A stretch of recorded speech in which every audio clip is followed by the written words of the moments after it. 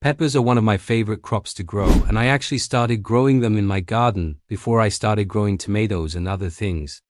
Peppers are relatively easy to grow, and they have a long growing season.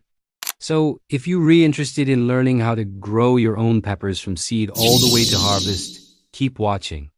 I'm going to be covering everything from sowing the seeds to when you get your first harvest. The first thing that you need to do is to get your hands on some pepper seeds. You can use store-bought sweet peppers or any kind of pepper really. I recommend something like bell peppers or habanero peppers. I'm going to be using bell peppers for this video.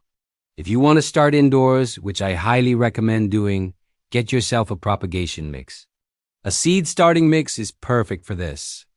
You also need some sort of container that has drainage holes in the bottom. For containers, you can use plastic containers or peat pots. My personal preference is to use peat pots because they biodegradable, so you don't have to worry about transplanting later on.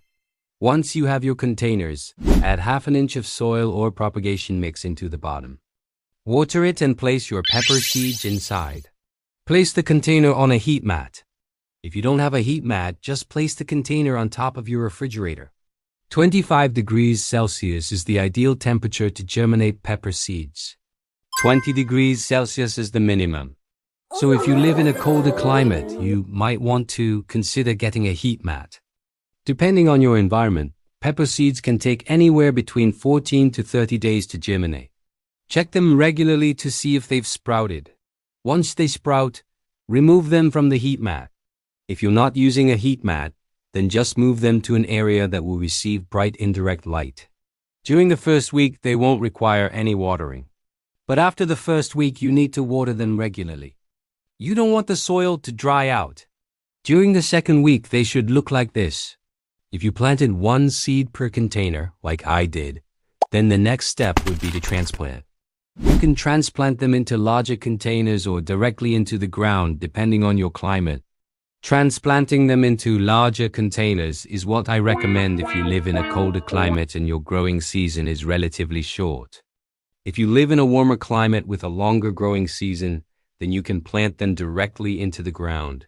For transplanting into larger containers, I recommend using containers that are at least 12 inches deep and wide. If you're planting multiple plants in the same container, make sure that they're at least 18 inches apart. The spacing will depend on the size of the mature plant. For example, if you're growing habanero peppers, then you only need to leave 12 inches in between each plant. However, if you're growing a large plant like a banana pepper, then you need to leave at least 18 to 24 inches in between each plant.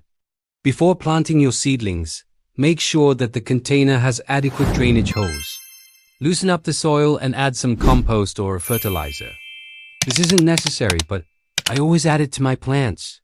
After that, carefully remove your seedling from its container. If you're using peat pots, then you can just plant the entire pot. Just make a hole in the bottom to allow water to pass through.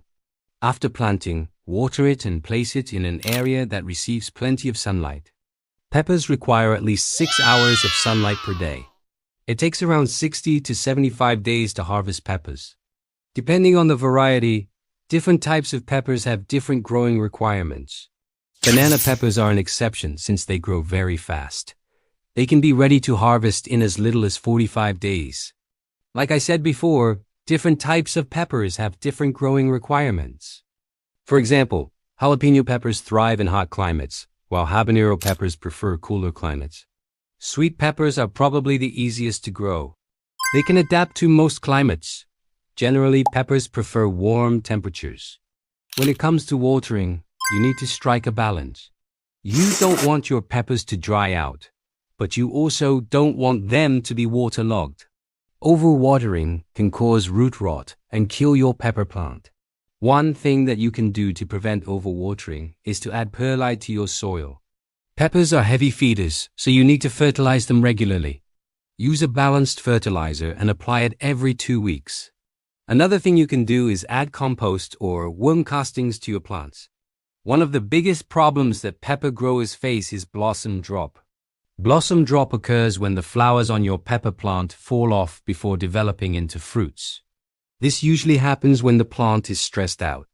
It could be due to stress from transplantation, not enough water, too much water, cold weather, or even pests. The best solution to this problem is to ensure that your plant is healthy and stress-free. Peppers are susceptible to many pests, including aphids, flea beetles, leafhoppers, mealybugs, sawfly larvae, spider mites, and whiteflies. I'm not going to go into detail about each pest because that would make this video too long. You can find more information below. Most of these pests can be treated with neem oil or insecticidal soap. Another common problem that peppers face is known as blossom end rot. This disease affects the fruit. It appears as a dark brown or black rot on the blossom end of the pepper. This condition is caused by a calcium deficiency. It can also be caused by overwatering or a lack of water. The best way to prevent this is to water your plants consistently and fertilize them regularly. The fertilizer will provide the necessary minerals for the plant to absorb. Finally, let's talk about harvesting.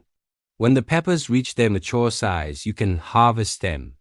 Use sharp pruners or a knife to harvest them. Don't pull them off because that can damage the plant. Leave some peppers on the plant for as long as possible because the longer they stay on the plant, the more they'll mature and become sweeter. Only pick the peppers that you need. If you pick the peppers too early, the plant will focus on producing leaves instead of peppers. Now that you know how to grow peppers, try growing some in your garden. And if you enjoyed this video, please leave a thumbs up below and subscribe for more content. Thanks for watching.